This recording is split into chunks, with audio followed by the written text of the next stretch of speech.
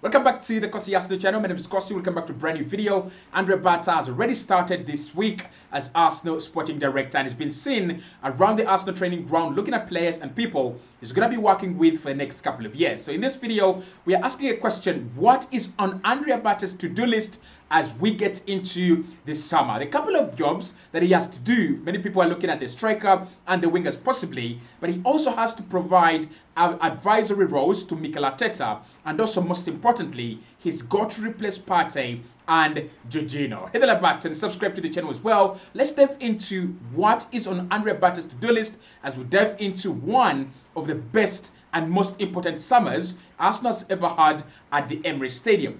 Now, first and foremost, it has been said that Andrea Berta coming in, he has been told to sign a striker and he has been given a couple of options. Andrea Berta will either sign Šeško or sign Viktor Gyökeres or Alexander Isak, with Alexander Isak being on top of the list and costing more. It's going to cost around 150 million, but the most important job, by the end of the summer, Andrea Berta has to come up with a striker signing that can befit Arsenal's stature and needs. This season, one of the problems that Arsenal faced is putting the ball in the back of the net. Now, whether that comes from creativity, whether that comes from the fact that we're not moving the ball quick enough, that is going to be figured out by the end of the season. I'm very sure Andrea Berta and Mikel Arteta will sit down, review the season, review the footage, and decide on whether we need to create more or whether we need to finish better. But as an Arsenal fan just outside the UK, watching Arsenal every week on my telly, I can say Arsenal has a couple of problems, especially when it comes to scoring goals. The number one of them is not having that clinical finisher that can take on chances, especially in games where you're not going to get many chances. Now, listen, Arsenal is a team that's going to suffocate you. Arsenal is a team that is going to press you down. But in games where you get one chance or two chances, or in games where it gets to 80 minutes, 85 minutes, and it is still 0-0, 1-0, or at times 2-2, we need that decisive striker. A bit like Oli Watkins or someone even better.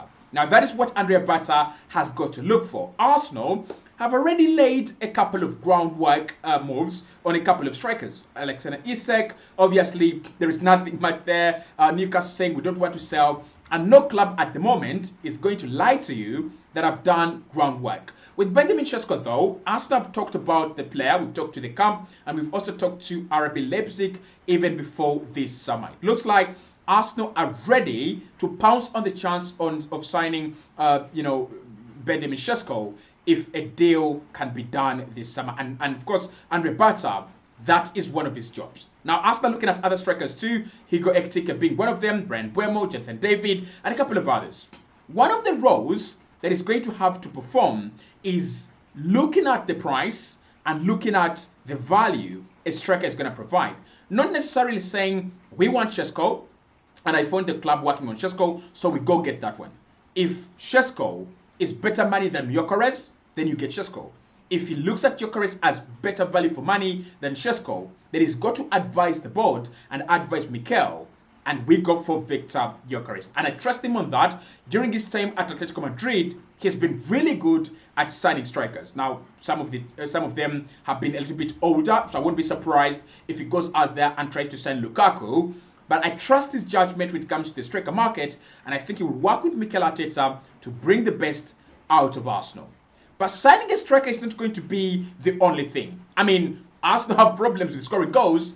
It just doesn't go down to get a striker and Arsenal win the league. We've got to do other work in other areas, and that involves wingers. Now, of course, when you look at Arsenal right now, our problems are not a lack of wingers. I would say that our problem is a lack of effective, efficient wingers. And saying those two words, effective and efficient, changes the dimension in which we should be looking at this problem. First and foremost, I want to say that although Arsenal have had quite a bad season, Martinelli and Trossard have been regular and they've been fit. I mean, Martinelli did pick up a small injury, but he came back very, very quickly. So Trossard and Martinelli have been there. The problem with Arsenal is, although we have Trossard, Nonwere, Saka, and Gabriel Martinelli, First and foremost, it is not enough. We need at least one more winger, but also it is not good enough. When Arsenal failed to beat Manchester United, one of the comments that was made by an Arsenal fan on Sky was that this Arsenal front three couldn't start for Fulham. And that Arsenal front three was Trossard, Merino, and Ethan Nwaneri. And I agreed.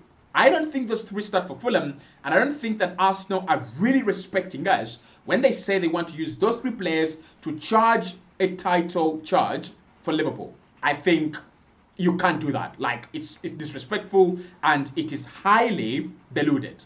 Those three in your attack, and you're chasing Salah and Liverpool, you're lying to yourself and you're lying to your fans. Nico Williams is one of the players that we're looking at this summer, with Arsenal being in the driving seat ahead of clubs like Bayern and Liverpool. But what Andrea Berta has to do really is to sit down with Mikel Arteta and ask him a simple question. What do you actually want in your wingers? Because when you look at Saka and you look at his profile, he is the best winger in the Premier League for me. I mean, there is Salah, but Salah is a striker. I mean, he scores a lot. I mean, the point is, when you think about Saka, you want another one. You want another Saka on the other side in order for you to balance the equation. Arsenal are always tilting the field towards the right. And that is very, very clear, because it's either you go through Saka or you're not going to score any goals anytime soon as an Arsenal club.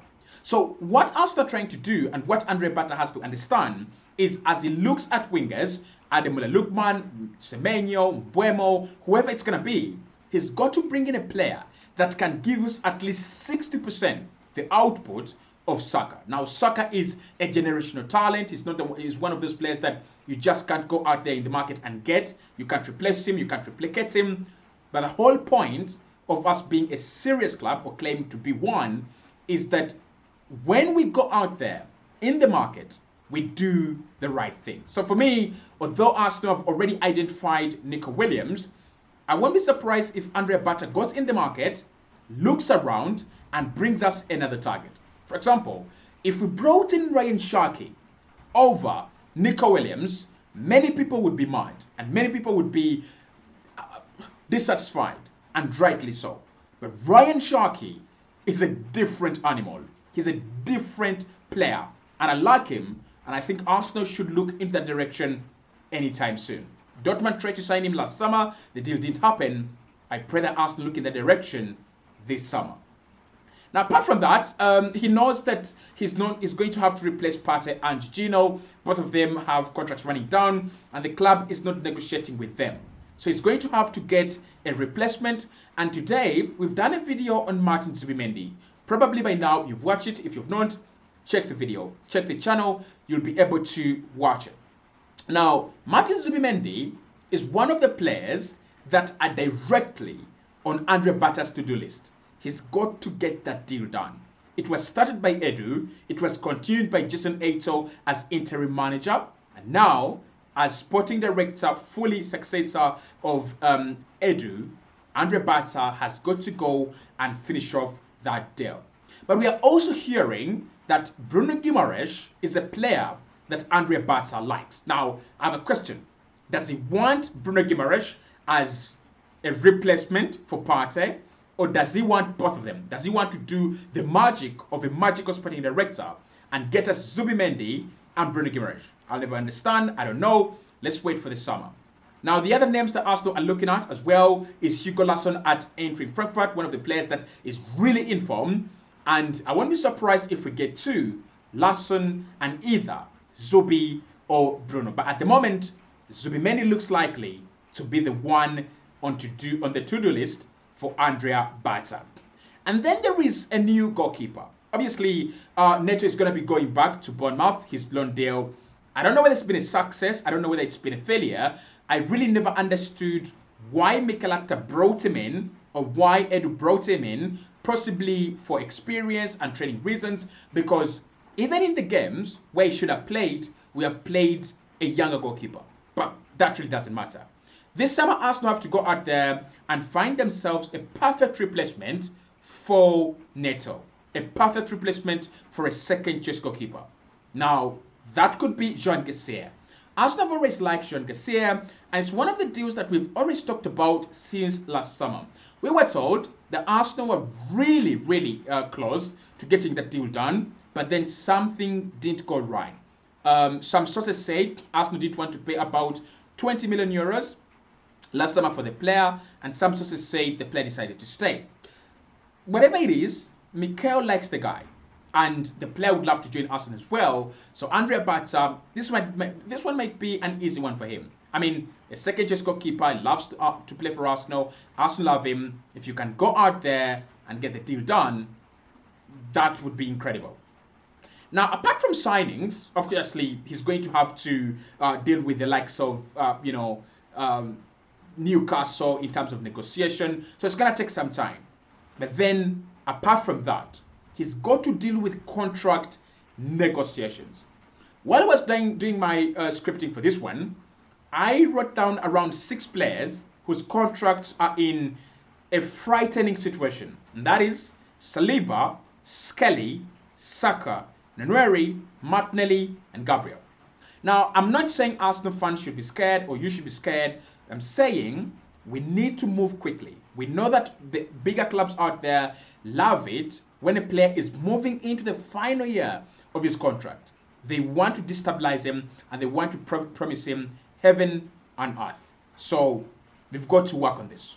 Now, the problem with contract negotiations at Arsenal is not that players want to leave, the way you see Trent or Van Dijk or Salah at Liverpool. We don't have that problem actually. The problem we have is we have about 6-7 players that are earning 200,000 per week. And that means if you add another 3 or 5 players that are earning 200k and above, that wage bill is astronomical.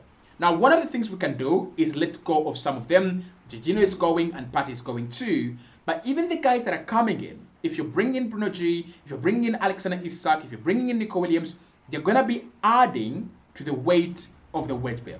So he's going to have to negotiate with players like Saliba, who are definitely one of the best. Gabriel, definitely one of the best defenders in the Premier League. How do you convince them that we are going to give you a salary increment, but not astronomical? I mean, they're the best in the league. And many clubs are going to be looking at them and they'll be saying, if you want us to stay, if you want to sign new deals, give us the money that is actually worth our services. That is going to take some time. I think the Saka one will be easy because the best player at the club, they can give him up to 300k. I think Ethan Nwaneri is easy, Skelly is easy as well, and Gabriel Martinelli. The difficult ones will be Saliba and Gabriel.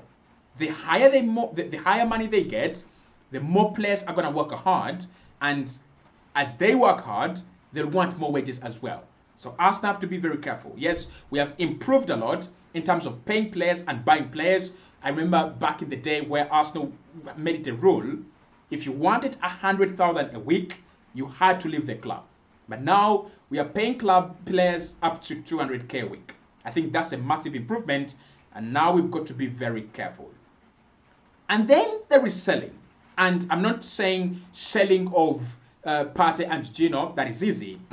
There is these difficult decisions in terms of sales. I'm talking Trossard, I'm talking Martinelli. I'm talking players that are earning some good money. They can be let go, free up some space on the wage bill, but also raise money for some incomings.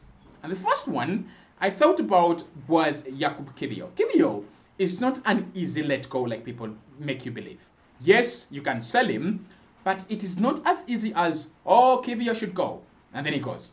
He's one of the players that have been providing cover for Arsenal this summer, and if you, this season, and if you let him go this summer, you're gonna have to replace him, and you're gonna have to replace him very well with a player of his quality, if not better. Now, we've been linked with McGahey, but that means a lot of money in terms of signing him, a lot of money in terms of the wages. So I don't see McGahey end up at Arsenal unless we lose Saliba or we lose Gabriel. The next one is Alexander Zinchenko. One of the players that are really good at providing cover.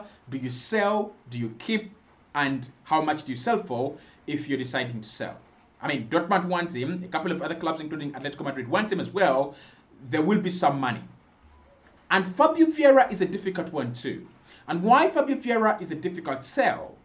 Arsenal are not really sure they're going to get an attacking midfielder. Vieira is the closest we have to a number 10. And himself, he's an 8. But if you're going to sell him, does that mean you're going to look for a 10? Does that mean you're going to get an attacking midfielder in this summer? And if you don't get an attacking midfielder, do you keep him and extend his deal? Or do you actually send him back on loan? That's another one. And then there's Gabriel Jesus. He's injured, long term, but his contract is running down. Do you extend it? And how do you sell? And there is Tomiyasu, and then there is Leandro Trossard. For me, Trossard, Saliba, and Gabriel are the difficult decisions Arsenal have to deal with. Listen to me. I'm not saying sell. I'm saying if Arsenal decided to raise big money, Saliba, Gabriel, and Saka, those are the players you can sell, and maybe Martin Odegaard. With Gabriel wanted in Saudi Arabia, could we see the unthinkable happening? Saliba is wanted at Madrid, and it's 100 million. Could we see the unthinkable happening? Those are decisions and questions that Andrea Berta has got to ask. And then finally, he's got to advise Mikel Arteta. He's a 53-year-old guy who is very experienced. That means he has a lot of experience accumulated across his career than Mikel Arteta. He's going to have to talk to him about the profiles to buy in the market and the profiles to sell. And one of the problems that I've seen with Arsenal and Mikel, when Mikel loves players like Gabriel Jesus, Zinchenko, even when it's the right time to sell, they actually stay. So for me, I think he's got to advise him, and that is, for me, what I would say on top of his agenda as well. See you right in the next one.